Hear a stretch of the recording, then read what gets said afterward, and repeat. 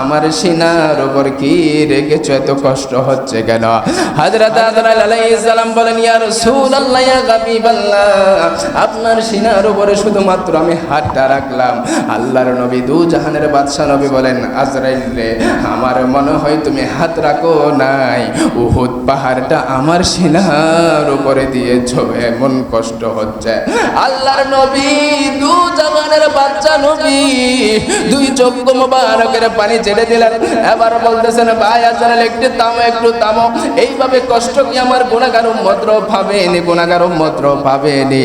আজরাইল আলাইহিস সালাম বলেন, ইয়া রাসূলুল্লাহ, ইয়া হাবিবাল্লাহ, আপনাকে যারা ভালোবাসে, আপনাকে যারা মহব্বত করে, আপনার উপরে যারা দরুদ শরীফ পড়ে, আপনার যারা মিলাদ মাহফিল করে, আপনাকে যারা ইজ্জত করে, যারা আপনার সুন্নাত পালন করে, যারা আপনার বিধিবিধান মেনে চলে, আমি তাদেরকে এমন ভাবে রুহুটা বের করব যেইভাবে ময়দা থেকে একটা চুল বের করলে কোনো আঁশ হয় না।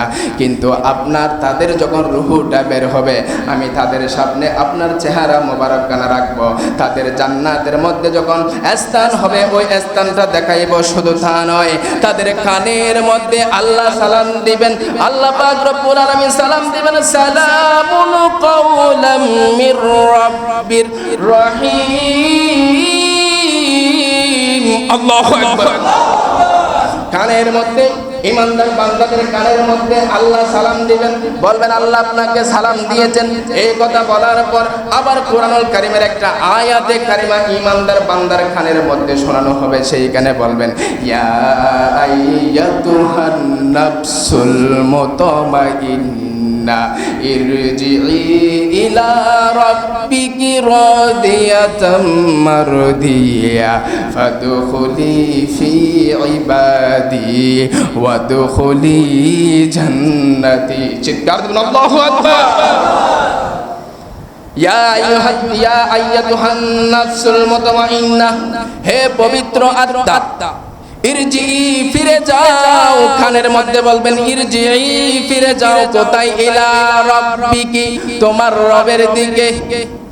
ইলা রাব্বিকি রাদিয়াতাম মারদিয়া, তুমি আল্লাহর উপর সন্তুষ্ট, তোমার উপরও আমার আল্লাহ সন্তুষ্টি। জুড়ে বলুন সুবহানাল্লাহ। ফাদখুলি ফি ইবাদি, সত্যবাদীদের, ফরহেজগারদের, নেককার বান্দাদের অন্তর্ভুক্ত হয়ে যাও। ওয়াদখুলি জান্নাতি, আর তুমি জান্নাতের মধ্যে প্রবেশ করো। ইয়া রাসূলুল্লাহ, ইয়া হাবিবাল্লাহ, এই আয়াতে কারিমা বলার সাথে সাথে ওই রূহটা এমন ভাবে বের হয়ে যাবে, আপনার উম্মতরা বিন্দু পরিমাণও টের পাবে না। জোরে বলুন সুবহানাল্লাহ। নূরে হক জলওয়ানুমা তা মুঝে মালूम न था, शिकल इंसानों में जो पता मुझे मालूम न था, हस्बी रब्बी जल्लल्लाह ला नूर मोहम्मद सल्लल्लाह। बकरी जिसने चराए थे हलीमा तेरी, अर्श पर वो ही गया था मुझे मालूम न था, हस्बी रब्बी जल्लल्लाह नूर मोहम्मद सल्लल्लाह। जिसने उम्मत के लिए रोके गुजारी राती, जिसने उम्मत के लिए रोके गुजारी राती, वही महबूब खुदा था मुझे मालूम न था, हस्बी रब्बी जल्लल्लाह ला नूर मोहम्मद सल्लल्लाह ला इलाहा নবীজি ঈমান শোনো তাহার শান যার প্রেমে দিওয়ানা হলো যার প্রেমে দিওয়ানা হলো রহিম রহমান নবীজি ঈমান শোনো তাহার শান গাজবি কতরলতা বুঝল নবীর শান সুবহানাল্লাহ বলেন ওরে গাজবি কতরলতা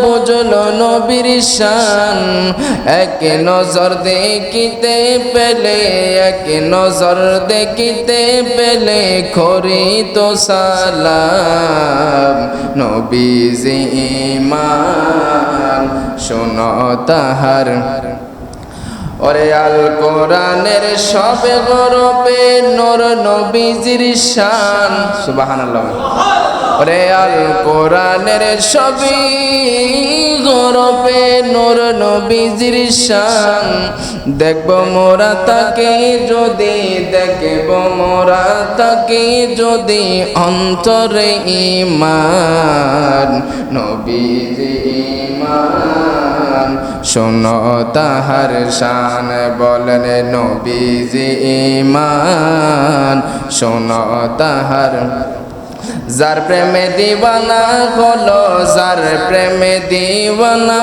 হলো রহিম রহমান নবীজি ঈমান শোনো তাহার শান রাস্তা দিয়ে নূরের নবী হতেন চলমান সুবহানাল্লাহ ওরে রাস্তা দিয়ে নূরের নবী হতেন চলমান খোদার হুকুম পেয়ে মেঘে খোদার হুকুম পেয়ে মেঘে ছায়া করতো দার নবীজি ঈমান শোনো তাহার শান যার প্রেমে দিওয়ানা হলো যার প্রেমে দিওয়ানা হলো রহিম রহমান নবীজি ঈমান শোনো তাহার শান উপস্থিত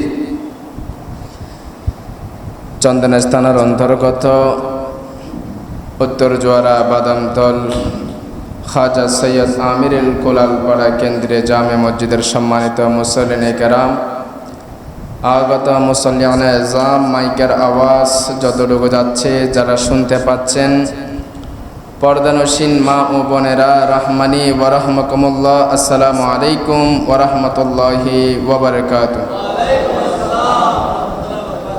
মহান আল্লাহ পাক রব্বুল আলামিনের দরবারে লাখো কোটি শুকরিয়া জ্ঞাপন করছি যিনি মুনিব মাওলা দয়া করে মায়া করে মেহেরবান করে আপনাকে আমাকে মাহে রবিউন নূরের চতুর্থ জুমার নামাজ আদায় করার লক্ষ্যে আমরা যারা সর্বপ্রথম আল্লাহর ঘর মসজিদে উপস্থিত হতে পারলাম হাজিরা দিতে পারলাম সেই শুকরিয়ার্থে উচ্চ আওয়াজে শরীরের কণ্ঠে মধুর সুরে মনটা উজাড় করে বলুন আলহামদুলিল্লাহ সাথে সাথে লাখো কোটি দরুদ সালাম পেশ করছি যিনি শামসুদ্দোহা যিনি বদরুদ দুজা যিনি সদরুল উলা যিনি নূরুল হুদা যিনি কাহফিল ওয়ারা যিনি মিসবাহিজ জালাম আফতাবে নবুওয়া নূরে মুজাসসাম শফিয়ানা হাবিবানা নূরুন আলা নূর হযরত মুহাম্মদ মুস্তাফা সাল্লাল্লাহু আলাইহি ওয়াসাল্লামার বিনা দরখাস্তে কোন দরখাস্ত ছাড়াই আমরা যারা আখিরি জামানার নবীর উম্মত হতে পেরেছি সেই শুকরিয়ার্থে উচ্চ আওয়াজে মধুর সুরে মনটা উজাড় করে বলুন আলহামদুলিল্লাহ মহান আল্লাহ পাক রব্বুল আলামিনের দরবারে অশেষ শুকরিয়া জ্ঞাপন করছি আল্লাহ পাক যে সর্বশ্রেষ্ঠ নিয়ামত আল্লাহ পাক রব্বুল আলামিন আমাদেরকে এই মাসে দান করেছেন সুবহানাল্লাহ বলেন আবার এই মাসে আল্লাহ পাক রব্বুল আলামিনের আপন হাবিব দুনিয়ার জমিনের মায়া ত্যাগ করে পরকালের দিকে অগ্রসর হয়েছেন আমার নবী পাক সাল্লাল্লাহু আলাইহি ওয়াসাল্লাম এই দুনিয়ার জমিন ছেড়ে বরজাখের জমিনের মধ্যে গিয়েছেন। কেন গিয়েছেন? দুনিয়ার জমিনের মধ্যেও 63 বছর উম্মতি উম্মতি বলে কান্না করেছেন, এখনো মদিনা শরীফের মধ্যে কান্না করতেছেন, হাসরের ময়দানেও কান্না করবেন। এই জন্য মদিনা শরীফের মধ্যে এখনো শাহিদ আছেন। আল্লাহর নবী দু জাহানের বাদশা নবী বলেন, যেইভাবে আমার উম্মতদের জন্য আমি সাহায্য দিয়েছি, এত সহযোগিতা করেছি, আমার আদরের উম্মত যারা কবরের মধ্যে গিয়েছেন তারাও আমার উম্মত, যারা হাসরে উঠবে তারাও আমার উম্মত। আমার উম্মতরা দুনিয়ার জমিনের মধ্যে মায়া ত্যাগ করে যখন কবরে যাবে, আমি নবী আমার উম্মতের অবস্থা দেখার জন্য, আমার উম্মতকে সেইখানে কঠিন আযাব থেকে রক্ষা করার জন্য আমি নবী সেইখানে চলে গেলাম। চিৎকার দিন সুবহানাল্লাহ। আল্লাহ পাক রব্বুল আলামিন পবিত্র কোরআনুল কারীমের মধ্যে জানিয়ে দিচ্ছেন, সূরা দোহার 4 এবং 5 নং আয়াতের মধ্যে আল্লাহ পাক রব্বুল আলামিন বলেন, ওয়ালাল আখিরাতু খায়রুল লাকা মিনাল উলা ওয়ালা সাওফা ইউতিকা রাব্বুকা ফাতারদা। আল্লাহু আকবার বলেন। আল্লাহ পাক রব্বুল আলামিন বলেন, হাবিব বন্ধু আমার, আপনার পরবর্তী সময় অর্থাৎ আখিরাত পূর্ববর্তী সময় থেকে 1000 গুণ উত্তম, অর্থাৎ দুনিয়ার জমিনের মধ্যে যে হায়াতে কারিমা আমি আল্লাহ আপনাকে দিলাম, এই হায়াতের মধ্যে আমি আল্লাহ যত সম্মান দিলাম, বন্ধুরে হাবিব আমার বন্ধু উহুদের ময়দানের মধ্যে দন্দন মোবারক শহীদ করে দিয়েছো, তাইফের ময়দানের মধ্যে আপনি নামাজের অবস্থায় আপনার কাঁধের উপর মরা গরুর মরা পশুর নাড়ি বুড়ি আপনার কাঁধের উপরে তুলে দিয়েছে, আপনাকে পাগল বলে ছোট বাচ্চারা পাথরে মেরেছে। হাবিব বন্ধু আমার, দুনিয়ার জমিনের মধ্যে অনেক কষ্ট পেয়েছো, অনেক কষ্ট পেয়েছো। হাবিব বন্ধু আমার, দুনিয়ার জমিনের মধ্যে আমি আল্লাহ পাক রব্বুল আলামিন যত সম্পদ দিয়েছি, যত আপনাকে নাজ ও নিয়ামত দিয়েছি, যত সম্মান দিয়েছি, আল্লাহ পাক রব্বুল আলামিন বলেন, ওয়ালাল আখিরাতু খায়রুল লাকা মিনাল উলা। আমি আল্লাহ পাক রব্বুল আলামিন হাবিব তোমাকে পরকালের জীবনের মধ্যে দুনিয়ার চাইতে ডাবল গুণ আমি আল্লাহ সম্মান দান করব। চিৎকার দিয়ে বলুন সুবহানাল্লাহ, আর জোরে বলুন সুবহানাল্লাহ। আল্লাহ বলেন, ওয়ালা সাওফা ইউতিকা রাব্বুকা ফাতারদা। আপনার হাবিব যখন চলে যাবে, আল্লাহ পাক রব্বুল আলামিন বলেন, আপনাকে এত নাজ ও নিয়ামত আমি দান করব, এত কিছু দান করব হাবিব, ও আমার হাবিব, আপনি সেগুলো পেয়ে সন্তুষ্ট হয়ে যাবেন। টেনশন করিয়েন না, চিন্তা করিয়েন না, টেনশন করিয়েন না, চিন্তা করিয়েন না। এই আয়াত থেকে যেহেতু আমরা বুঝে গেলাম আল্লাহর নবী দু জাহানের বাদশা নবী দুনিয়ার জমিনের মায়া ত্যাগ করে কবরের মধ্যে আমার আল্লাহ পাক রব্বুল আলামিন নিয়ে গিয়েছেন। এই জন্য দুনিয়াতে মর্যাদা আমার আল্লাহ দিয়েছেন, ওই বরজকের মধ্যে যেন আমার আল্লাহ ডাবল মর্যাদা দিতে পারে সেই তৌফিক দিয়েছেন। জোরে বলুন সুবহানাল্লাহ, আরে জোরে বলুন সুবহানাল্লাহ। অনেকে বলেন নবী মরে গিয়েছে, নাউজুবিল্লাহ বলেন। নবীকে মরে গিয়েছে, নবীরাকে কবরে জিন্দা আছে, আজকে অল্প সময়ের মধ্যে জেনে যাব ইনশাআল্লাহ বলেন। আল্লাহ পাক রব্বুল আলামিন আপন হাবিবকে নিয়ে গেলেন। আমাদের মৃত্যু এই সমাজের মধ্যে যখন মানুষের মৃত্যু হয়, অনেক শব্দ আছে প্রচলন, দুইটা শব্দ মানুষে ইউজ করে, সুবহানাল্লাহ বলেন। মানুষের যখন মৃত্যু হয় সবচাইতে কয়টা শব্দ ইউজ করে বেশি? একটা হলো ওয়াফাত আর একটা হলো ইন্তেকাল, সুবহানাল্লাহ বলেন। একটা হলো ওয়াফাত আর একটা কি? ইন্তেকাল। তাহলে 1 নম্বর ওয়াফাত মানে কি? পরিপূর্ণ হওয়া। ওয়াফাত মানে কি? পরিপূর্ণ হওয়া। আল্লাহ পাক রব্বুল আলামিন আপন হাবিবকে যত দুনিয়ার জমিনের মধ্যে একটা হায়াতের বাজেট দিয়েছেন, এই হায়াত পরিপূর্ণ হলেন। শুধু তা নয়, আল্লাহর নবী দু জাহানের বাদশা নবীকে আল্লাহ যে জন্য দুনিয়ার জমিনের মধ্যে পাঠিয়েছেন, ইসলামকে পরিপূর্ণ তার উম্মতদেরকে দেওয়ার জন্য, সরল সঠিক পথ দেখানোর জন্য যখন ইসলাম প্রচার পরিপূর্ণ হয়ে গেল, সেই ইসলাম যখন পরিপূর্ণ হয়ে যায় তখন আমার আপন হাবিবকে তুলে নিয়ে গেলেন। সেই জন্য এখানে ওয়াফাত ব্যবহৃত হয়েছে। চিৎকার দেবেন সুবহানাল্লাহ। আরে ওয়াফাত শব্দের অর্থ কি?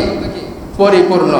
মানুষের যখন আমরা ইন্তেকাল করি, অনেকে বলে মোহাম্মদ নাইমুদ্দিন মিসবাহ ওয়াফাত করেছেন। তো ওয়াফাত মানে হুজুরের যে হায়াতের আল্লাহ একটা বাজেট দিয়েছেন, এটা পরিপূর্ণ হয়েছেন, তিনি চলে গিয়েছেন বরজকে, একটা অর্থ। আরেকটা বলে যে ইন্তেকাল করেছেন। ইন্তেকাল মানে হলো হস্তান্তর হওয়া, এক স্থান থেকে অন্য স্থানে চলে যাওয়া, হস্তান্তর হওয়া।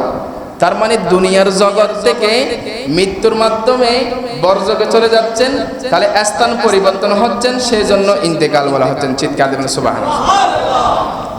তাহলে আল্লাহ পাক রব্বুল আলামিন আপন হাবিবকে শুধু মৃত্যুটা দিয়েছেন, ওয়াফাতটা দিয়েছেন, এই জন্য যেন আল্লাহর কোরআনুল কারীমের আয়াত যেন সত্য হয়। সুবহানাল্লাহ বলেন। যেন আল্লাহ পাক রব্বুল আলামিন বলেছেন, কুল্লু নাফসি যায়িকাতুল মাউত, প্রত্যেক প্রাণী আল্লাহ ছাড়া সবাই মরণশীল। তো এটা যদি নবী যদি থেকে যায়, আল্লাহর কোরআনের আয়াত সত্য হবে নাকি মিথ্যা হবে?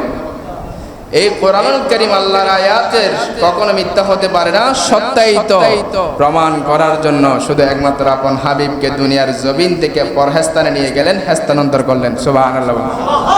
আরে জোরে বলুন সুবহানাল্লাহ। আপন হাবিবকে এমন ভালোবাসেন, দুনিয়ার জমিন থেকে যেন না গেলে কেউ যেন খোদা দাবি করতে না পারে, সেজন্য আপন হাবিবকে নিয়েছেন। সুবহানাল্লাহ বলেন। আল্লাহর নবী, দো জাহানের বাদশা নবী, কামলিওয়ালা নবী, দুনিয়ার জমিনের মধ্যে 63 বছর হায়াত জিন্দেগি জীবন যাপন করার পর সফর মাসের 27 তারিখ সোমবারের সময় আল্লাহর নবীর, দো জাহানের বাদশা নবীর হঠাৎ করে শরীর মোবারকের মধ্যে গায়ে জ্বর চলে আসলো। সুবহানাল্লাহ বলেন। হঠাৎ গায়ে জ্বর চলে আসলো। আমাদের সচরাচর গায়ে জ্বর আসে না? আল্লাহর নবী, দো জাহানের বাদশা নবীর যে জ্বরটা এসেছেন সেটা হলো মৃত্যুর রূপ। সুবহানাল্লাহ। সোমবার গেল, মঙ্গল, বুধ, বৃহস্পতি, শুক্র, শনি, রবি, কয়দিন হলো? 7 দিন। বলেন কয়দিন হলো? 7 দিন পর্যন্ত জ্বরে আক্রান্ত ছিল, জ্বর পাটি দিচ্ছিল। এইভাবে করে অনেক সেবা যত্ন চলতেছেন। আল্লাহ নবী কিছুক্ষণ উঠতেছেন, কিছুক্ষণ বসতেছেন, এভাবে অসুস্থ ছিলেন। সোমবারের যখন রাত হলো, মা আয়েশা সিদ্দিকা রাদিয়াল্লাহু তাআলা আনহা গায়ের জ্বর যখন প্রচন্ড চলে আসলো, মা আয়েশা একটা চাদর ডেকে দিলেন, একটা চাদর গায়ের ওপর ডেকে দিলেন। যখন ডেকে দিলেন, কিছুক্ষণ পর যখন মা আয়েশা সিদ্দিকা রাদিয়াল্লাহু তাআলা আনহা বলেন, আমি যখন আমার আপন স্বামী আমার রাসূল পাক সাল্লাল্লাহু আলাইহি ওয়াসাল্লামের শরীর মোবারক থেকে যখন আমি চাদরটা সরাইলাম, আমি আমার নবীর এমন পশম দেখি নাই যে পশমের মধ্যে গাম পসিনা বের হয় নাই। সুবহানাল্লাহ। আরে এমন কেমন অবস্থা! সেজন্য মা আয়েশা সিদ্দিকা রাদিয়াল্লাহু তাআলা আনহা বলে দিলেন সেইখানে সাথে সাথে, কুল্লু নাফসি যায়িকাতুল মাউত। আল্লাহ তাআলা যে কোরআনুল কারীমের আয়াত নাযিল করেছেন এটাই হবে সত্য, এটাই সত্য। আমার আল্লাহর নবী, দো জাহানের বাদশা নবী যে চলে যাবেন, মা আয়েশা বুঝে গিয়েছেন, মা আয়েশা জেনে গিয়েছেন। মা আয়েশা বুকের মধ্যে আপন স্বামীকে নিয়ে, আল্লাহর নবী দো জাহানের বাদশা নবীকে বুকের মধ্যে নিয়ে মাথার মধ্যে জ্বর পাটি দিচ্ছেন, পানি দিচ্ছেন। ইয়া রাসূলুল্লাহ, ইয়া হাবিবাল্লাহ, টেনশন করিয়েন না, চিন্তা করিয়েন না। মা আয়েশা সিদ্দিকা রাদিয়াল্লাহু তাআলা আনহা এইভাবে করে নবীর সেবা যত্ন করে যাচ্ছেন, নবীর সেবা যত্ন করে যাচ্ছেন। বেশি যখন গায়ে জ্বর চলে আসলো, যখন প্রকটভাবে রোগে যখন আক্রান্ত হয়ে গেলেন, মা ফাতেমা আল্লাহর নবী দু জাহানের বাদশা নবীর কলিজার টুকরা মা ফাতেমা জোহরা রাদিয়াল্লাহু তাআলা আনহা, তিনি যখন খবর পাইলেন আব্বাজান বেশি অসুস্থ, সাথে সাথে পা পা করে হেঁটে হেঁটে আল্লাহর নবী দু জাহানের বাদশা নবীর যে আপন হুজরার মধ্যে চলে আসলেন। যখন চলে আসলেন আল্লাহর নবী দু জাহানের বাদশা নবী নিজের কলিজার টুকরা মেয়েকে দেখে মাথা কানে একটু করে আলগাইলেন। মাথা যখন তুললেন, ও আমার কলিজার টুকরা কন্যা, তুমি এসেছো, আমার পাশে বসো, আমার পাশে বসো। মা আয়েশা সিদ্দিকা রাদিয়াল্লাহু তাআলা আনহা বলেন, নবীর পাশে, নবীর ডান পাশে মা ফাতেমা রাদিয়াল্লাহু তাআলা আনহা বসলেন। বসার পর মা ফাতেমাকে আল্লাহর নবী দু জাহানের বাদশা নবী বুকের মধ্যে জড়াইয়া রাখলেন। জড়াইয়া রাখার পর কানে কানে কানে কানে আমার রাসূল মা ফাতেমাকে কি যেন বললেন।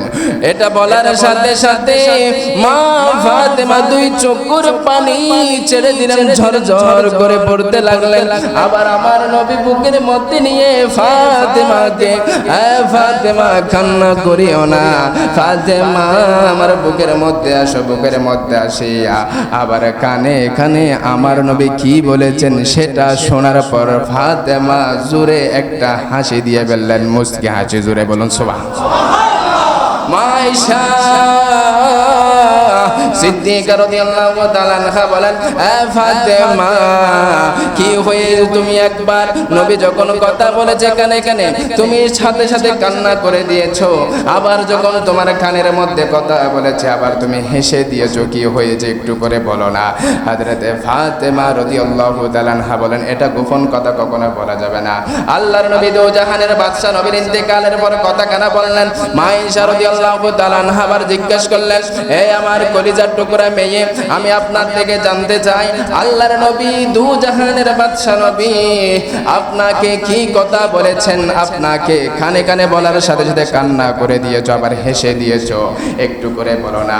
মা ফাতেমা রাদিয়াল্লাহু তাআলা আনহা বলেন, ও মা আয়েশা, শুনেন শুনেন, আল্লাহর নবী দু জাহানের বাদশা নবী যখন প্রথমবার আমার কানের মধ্যে যখন কান লাগাইয়া, জবান মোবারক লাগাইয়া যখন আমার কানের মধ্যে কথা বলতেছেন, এ ফাতেমা, আমাকে প্রতি বছর জিবরাইল একবার করে কোরআনুল কারীম শোনায়, কিন্তু এই বছর আমাকে দুইবার শোনাইয়েছেন।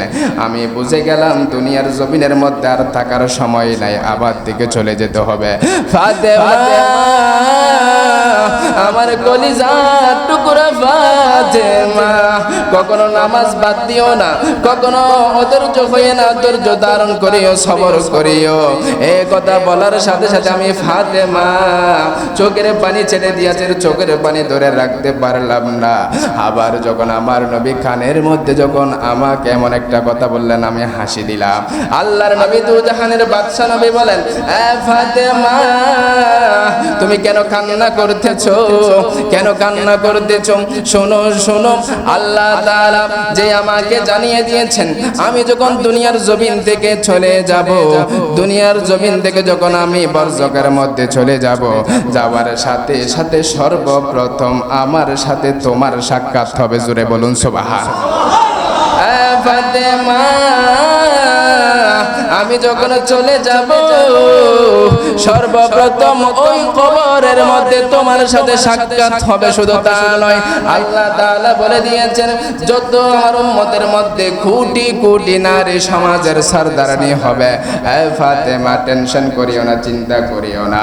এই কথা যখন বললেন আমি ফাতেমা তখন হাসি দিয়েছে। জোরে বলুন সুবহানাল্লাহ।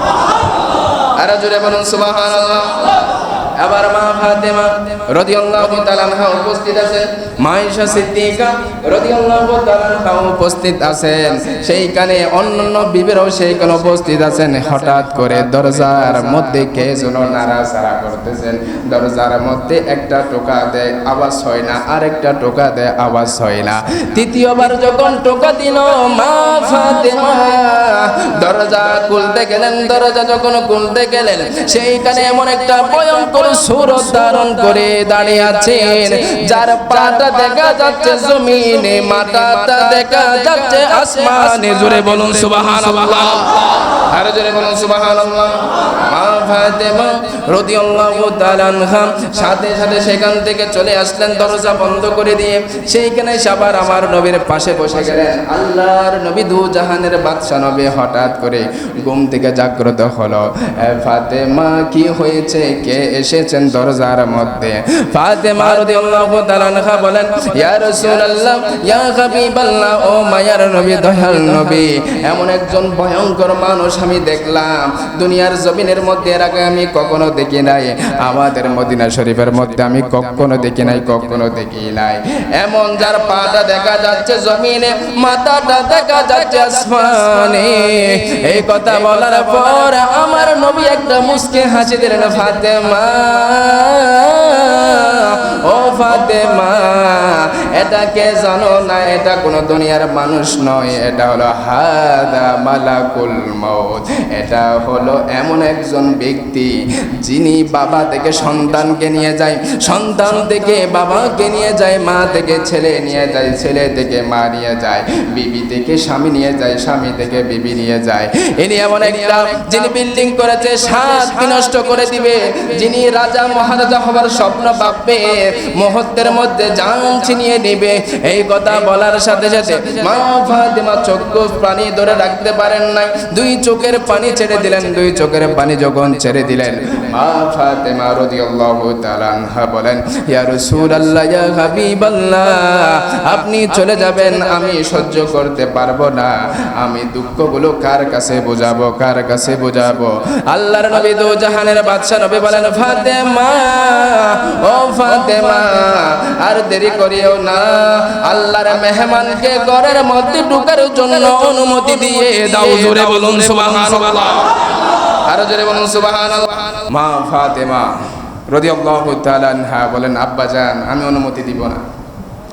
আল্লাহর নবী বলেন, ফাতেমা রে, অনুমতি উনি চাচ্ছেন, উনি কারো কাছে জান নিয়ে যাওয়ার জন্য অনুমতি চাই না। তা তোমার বাবার পজিশন, তোমার বাবার সম্মান, ইজ্জত আল্লাহ বাড়িয়ে দিয়েছেন। জোরে বলুন সুবহানাল্লাহ। আল্লাহ তো অর্ডার দিয়েছেন, হে আজরাইল, তুমি আমার হাবিবের কাছে চলে যাও, আমার হাবিবের কাছে যাবা, আমার হাবিবের ঘরের মধ্যে অনুমতি ছাড়া ঢুকবে না। সুবহানাল্লাহ। ফাতেমা, অনুমতি দিয়ে দাও, না দিলে এমনি ঢুকে যাবে। সুবহানাল্লাহ বলেন। পরিশেষে অনুমতি দেওয়া হলো। অনুমতি যখন দিলেন, অনুমতি দেওয়ার পর হযরতে আজরাইল আলাইহিস সালাম আল্লাহর নবী দু জাহানের বাদশা নবীর ঘরের মধ্যে ঢুকলেন। ঢোকার পর সাথে সাথে সালাম দিচ্ছেন, আসসালাতু ওয়াসসালামু আলাইকা সাইয়্যিদি ইয়া রাসূলুল্লাহ, আসসালাতু ওয়াসসালামু আলাইকা সাইয়্যিদি ইয়া নবী আল্লাহ। চিৎকার দিলেন আল্লাহু আকবার। সালাম দিলেন। সালাম দেওয়ার পরে বলতেছেন, ইয়া রাসূলুল্লাহ, আল্লাহ আপনাকে সালাম দিয়েছেন। আল্লাহর নবী দু জাহানের বাদশা নবীকে বলতেছেন, ইয়া রাসূলুল্লাহ, আল্লাহ বলেছেন আমাকে আপনার হুকুম নিয়ে, অর্ডার নিয়ে আপনার জান কবজ করার জন্য, রুহু নেওয়ার জন্য বলেছেন। আল্লাহর নবী দু জাহানের বাদশা নবী বলেন, হাত্তা ইয়াতিয়ানি, হে ভাই আজরাইল, একটু তুমি ধৈর্য ধারণ করো, আমার ভাই জিবরাইল আসুক। চিৎকার দিবেন সুবহানাল্লাহ। জিবরাইল চলে আসলেন। হযরতে জিবরাইল আলাইহিস সালাম যখন চলে আসলেন, চলে আসার সাথে সাথে আবার জিবরাইল আলাইহিস সালাম আমার নবীর কদমের মধ্যে এসে সালাম দিলেন, আসসালাতু ওয়াসসালামু আলাইকা সাইয়্যিদি ইয়া রাসূলুল্লাহ। আল্লাহর নবী সালামের জবাব দিলেন, ওয়া আলাইকাস সালাম ওয়া রাহমাতুল্লাহি ওয়া বারাকাতুহু। ভাই জিবরাইল, আজরাইল লাগে বলতেছে আমার হুকুম নিয়ে আমার জান কবজ করবে, তুমি কি বলো? হযরতে জিবরাইল আলাইহিস সালাম আল্লাহর আল্লাহর পবিত্র কালামুল্লাহ শরীফ থেকে একখানা সূরা জুমারের 30 নং আয়াত তেলাওয়াত করে দিলেন। ইন্নাকা মাইয়্যিতুন ওয়া ইন্নাহুম মাইয়্যিতুন। আল্লাহু আকবার। জিবরাইল আলাইহিস সালাম বলেন, ওগো আল্লাহর নবী, দু জাহানের বাদশা নবী, আপনিও মরণশীল, যারা আপনার শত্রু আছে তারাও মরণশীল। অর্থাৎ বুঝিয়ে দিলেন এই দুনিয়ার জমিনের মধ্যে আমার আল্লাহ ছাড়া কেউ থাকতে পারবে না, সবার থেকে চলে যেতে হবে। সুবহানাল্লাহ। এই জন্য আমার আল্লাহ বলেছেন, কুল্লু মান আলাইহা ফান ওয়া ইয়াবকা ওয়াজহু রাব্বিকা যুল জালালি ওয়াল ইকরাম।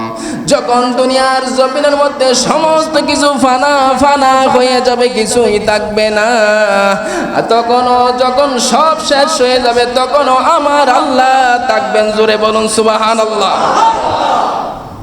এই কথা বলার পর হযরত জিবরাইল আলাইহিস সালাম বলেন, ওগো আল্লাহর নবী, দু জাহানের বাদশা নবী, আপনি চাইলে দুনিয়ার জমিনের মধ্যে থেকে যেতে পারবেন, আবার চাইলেও আপনি চলে যেতে পারবেন, কিন্তু আপনি একটা কথা মনে রাখেন, আল্লাহ পাক রব্বুল আলামিন বলেছেন, ওয়ালাল আখিরাতু খায়রুল লাকা মিনাল উলা ওয়ালা সাওফা ইউতিকা রাব্বুকা ফাতারদা। দুনিয়ার জমিন থেকে পরকালের জমিনের মর্যাদা আল্লাহ আপনাকে বহুগুণ বাড়িয়ে দিবেন। সুবহানাল্লাহ বলেন।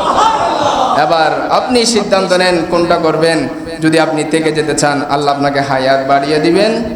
যদি আপনি চলে যেতে চান, আল্লাহ আপনার জন্য অপেক্ষা করতেছেন। সুবহানাল্লাহ বলেন। আরো জোরে বলুন সুবহানাল্লাহ। এই টাইমের মধ্যে ঠিক আছে, এইদিকে মা আয়েশা সিদ্দিকা রাদিয়াল্লাহু তাআলা আনহা বলেন, আল্লাহর নবী, দু জাহানের বাদশা নবীর পাশে একটা বাটি ছিল, পেয়ালা ছিল, সেইখানে পানি ছিল। আল্লাহর নবী, দু জাহানের বাদশা নবী, ওই পেয়ালার মধ্যে হাত দিয়ে একটা নরম কাপড় ভিজাইয়া ওই কপালের মধ্যে জ্বর পাট্টি দিচ্ছেন, এই কপালের মধ্যে মুছতেছেন আর বলতেছেন, আল্লাহুম্মা আনি আলা সাকারাতিল মাউত। আল্লাহ রে, সাকারাতের মৃত্যুর যন্ত্রণা থেকে আমাকে সাহায্য করুন। জোরে বলুন সুবহানাল্লাহ। এবার আল্লাহর নবী, দু জাহানের বাদশা নবী বলেন, ফাতেমা, আমার কলিজার টুকরা ফাতেমা, আমি হয়তো আর বেশিক্ষণ থাকবো না, আমার থেকে চলে যেতে হবে। এই কথা শোনার পর মা ফাতেমাকে বললেন, ফাতেমা, আমার নাতিগুলো কই, কলিজার টুকরা, দু চোখের নয়নমণি, হাসনাইনে কারমেন কই, একটু ডেকে নিয়ে আসো না। ফাতেমা দৌড় দিয়ে ঘর থেকে বের হয়ে ওই যে খেলাধুলা করতেছেন সেই দিক থেকে ডেকে নিয়ে আসলেন। এই আমার সন্তান হাসান হুসাইন, তোমরা বুঝি খেলাধুলা করতেছ, আমার বাবা চলে যাবে, তোমাদের কোনো কথা বলার থাকলে তাড়াতাড়ি বলে যাও। এই কথা যখন বললেন, নানা জান ইয়া রাসূলুল্লাহ বলে বলে দুই চোখের পানি ছেড়ে ছেড়ে আমার নবীর কাছে চলে গেলেন। আমার নবীর কাছে যখন চলে গেলেন, আমার নবী পাক সাল্লাল্লাহু আলাইহি ওয়াসাল্লাম দুইজনকে যখন পেলেন, বুকের মধ্যে জড়াইয়া ধরলেন। জড়াইয়া ধরার পর বলতেছেন, হাসান আর হুসাইন বলেন, ওগো নানা জান, দুনিয়ার জমিন থেকে নাকি আপনি চলে যাবেন, আপনি যদি চলে যান আমরা খার কোলের মধ্যে থাকবো। আমার মা 2-3 দিন পর্যন্ত সোলার মধ্যে আগুন জ্বালাইতে পারতো না।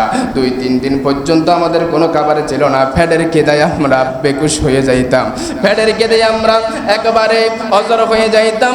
আমরা খিদার জ্বালা সহ্য করতে না পেরে, ইয়া রাসূলুল্লাহ, ইয়া হাবিবাল্লাহ, আপনার কাছে যখন চলে আসতাম, আপনার চেহারা মোবারকের দিকে যখন তাকাইতাম, আমাদের পেটের খিদা দূর হয়ে যাইত।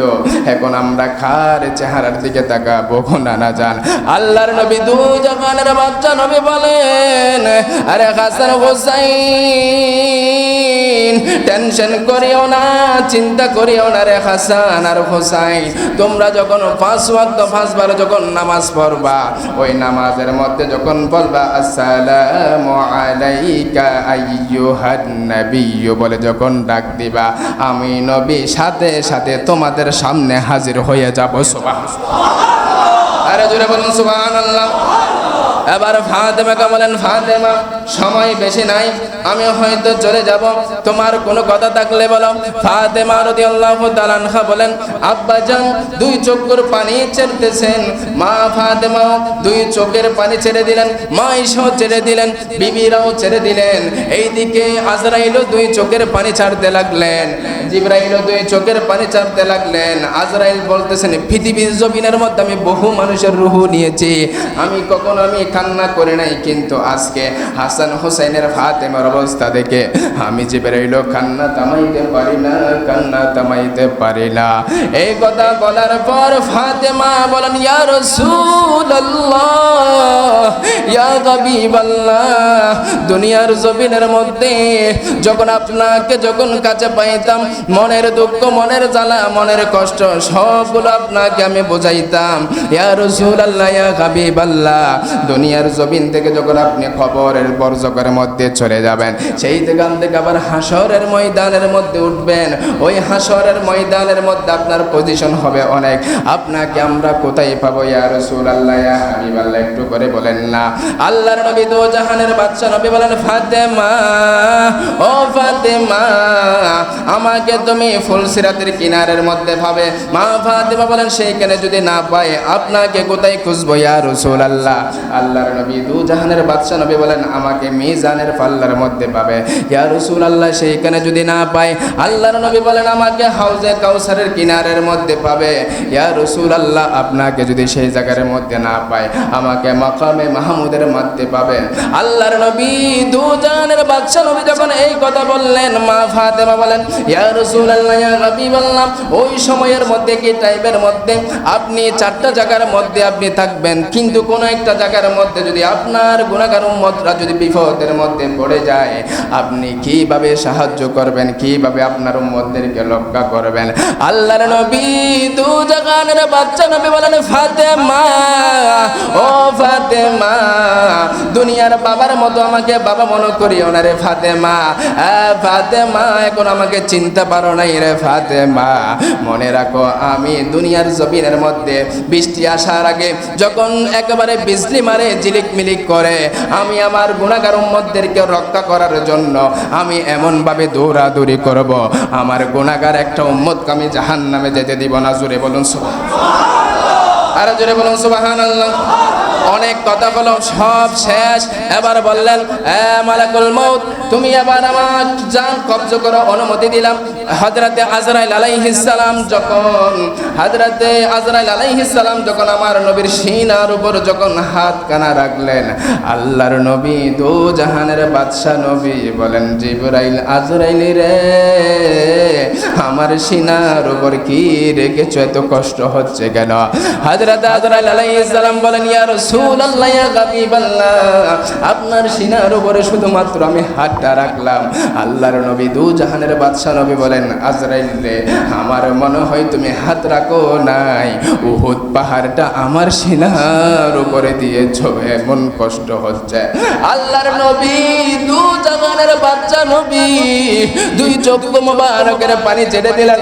এবার বলতেছেন, ভাই আজরাইল, একটু থামো, একটু থামো, এইভাবে কষ্ট কি আমার গুনাহগার উম্মতরা পাবেনি, গুনাহগার উম্মতরা পাবেনি?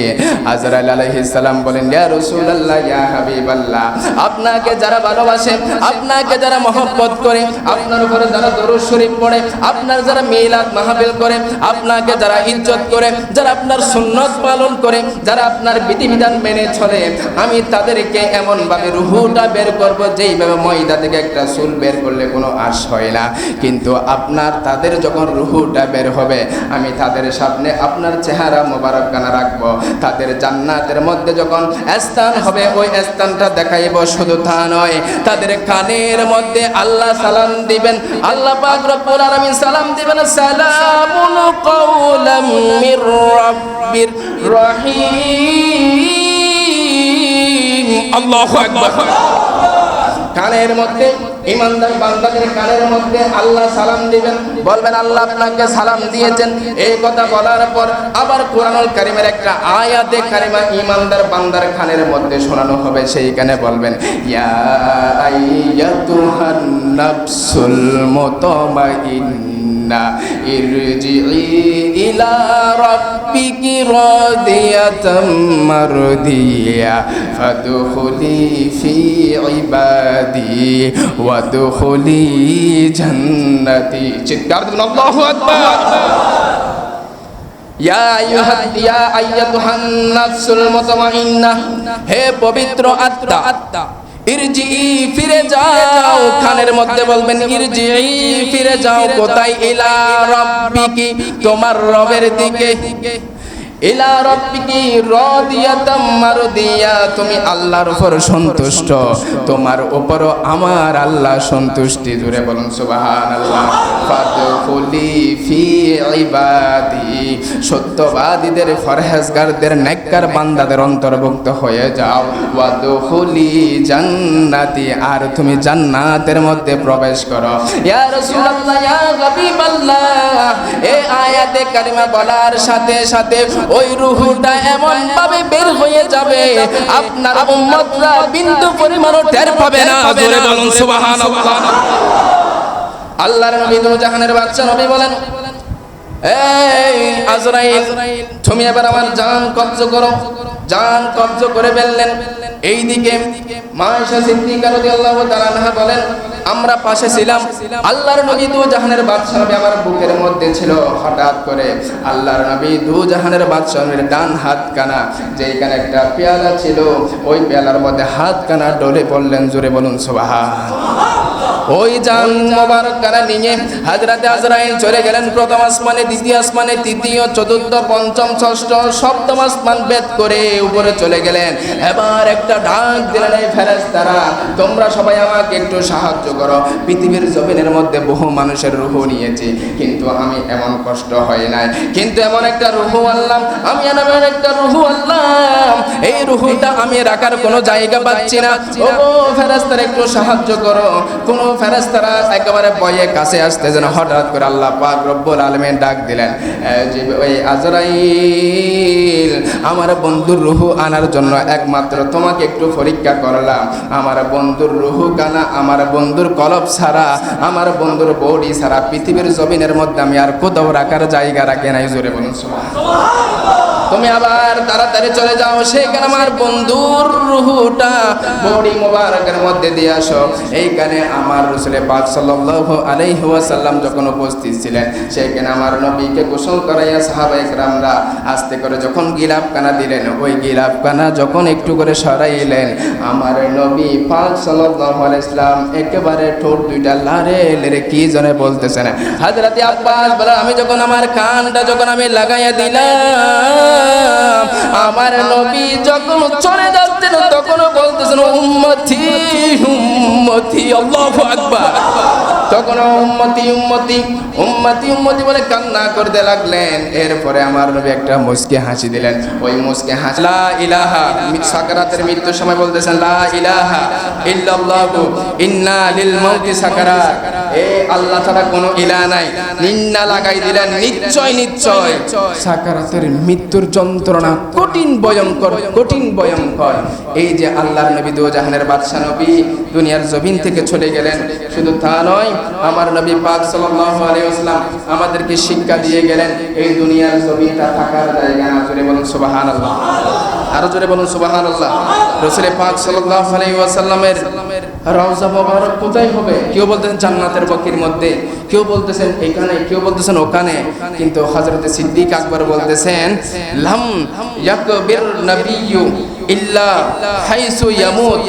আল্লাহর নবী বলতে আমি আবু বকর শুনেছি, নবীগণ যেখানে ইন্তেকাল করেন সেখানেই ওনার দাফন হয়। চিৎকার করুন সুবহানাল্লাহ। অর্থাৎ আল্লাহর নবী মা আয়েশার ঘরের মধ্যে, হুজরার মধ্যে ইন্তেকাল করেছেন, ওয়াফাত করেছেন। আল্লাহর নবীর সেখানেই কি হবে? কবর হবে, রওজা মোবারক হবে, সেখানেও হয়েছেন।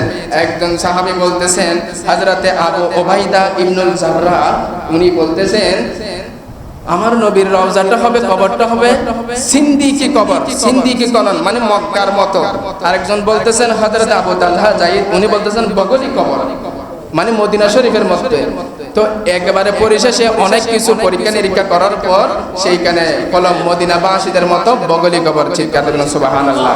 সময় যেহেতু শেষ, আর বেশি কিছু বলা যাবে না।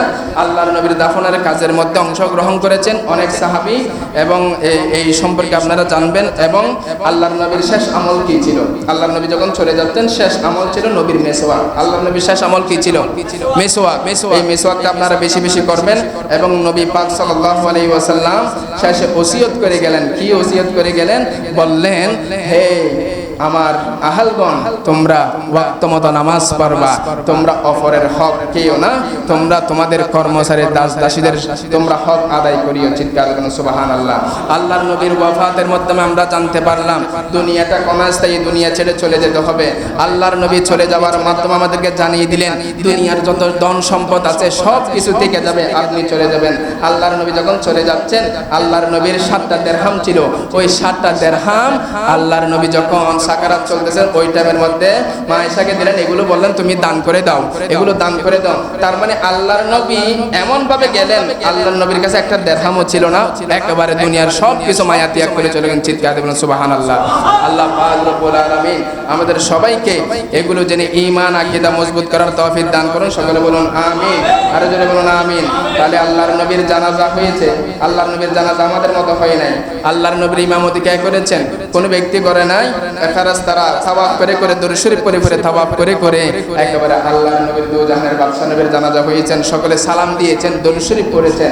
আল্লাহর নবী দু জাহানের বাদশা নবীকে দুনিয়ার জমিন থেকে ওই বরজকের জমিনের মধ্যে বিদায় দিয়েছেন।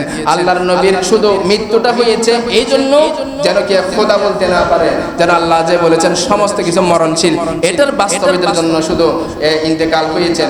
আল্লাহর নবী দুনিয়ার মধ্যে যেভাবে জীবিত ছিল এখনো ওই রওজা মোবারকে জীবিত আছেন। হাশরের ময়দানের মধ্যেও একেবারে উম্মতের জন্য সুপারিশ করবেন। চিৎকার দিয়ে বলুন সুবহানাল্লাহ।